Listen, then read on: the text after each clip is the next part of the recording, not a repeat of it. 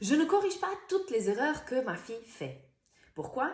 Parce que les premières années de sa vie, elle va essayer plein de nouvelles choses. Imaginez-vous que chaque fois qu'elle essaye, je viens, j'arrange, je fais à sa place, je corrige, je lui dis c'est à l'envers, je lui dis qu'elle a fait tomber ici, attention, il faut faire ça. Comment est-ce qu'elle va se sentir? Donc, quand nous, ce qu'on veut montrer aux enfants, c'est si tu essayes quelque chose de nouveau, ça doit toujours être top, on va leur faire perdre beaucoup de choses. Premièrement, quand je veux toujours venir et corriger après l'enfant, l'enfant va se donner cette image de « Attends, même si j'essaie de le faire, il corrige toujours après moi. Ça veut dire que je ne peux pas. » Donc, on lui donne une image de lui-même qui dit « Moi, je ne peux pas. » 2. Lorsqu'on vient et qu'on corrige à chaque fois, c'est comme si on leur dit « Quand tu essaies de faire quelque chose, ça doit toujours réussir. Ça doit toujours marcher. Ça doit être parfait. » En fait, ce n'est pas l'image qu'on veut donner. Nous, le message qu'on veut donner, c'est « Écoute, c'est une route ouverte. Tu essayes. Ça ne marche pas, on essaye encore.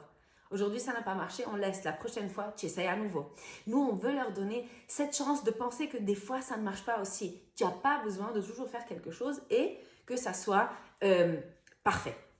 Troisième chose, lorsqu'un enfant est toujours corrigé, à un moment, il arrête même d'essayer. Donc, il arrête d'essayer. Dès le début, il se dit « Attends, je crois que c'est un peu difficile pour moi, je ne vais pas le faire. » Et donc, il va contre sa nature parce que la nature pousse les enfants à essayer. Alors là, il va aller contre sa nature parce qu'il a eu cette pression de « il faut le faire correctement ».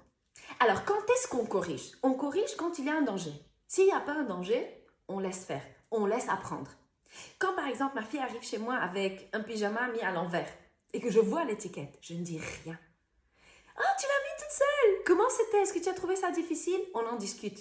Seulement si elle me dit « Mais attends, il y a quelque chose qui me gêne », je lui dis « Montre. » « Ah oui, regarde, l'étiquette est devant. Si tu veux, si tu la tournes vers l'arrière, ça ne dérange pas. Si tu veux, tu la tournes. » À ce moment-là, je lui donne le choix. Mais je n'ai pas fait tout de suite un focus sur « Ah, tu as mis ta blouse à l'envers. » Au contraire, j'ai donné tout le push à cet essai qu'elle a fait de mettre son pyjama toute seule.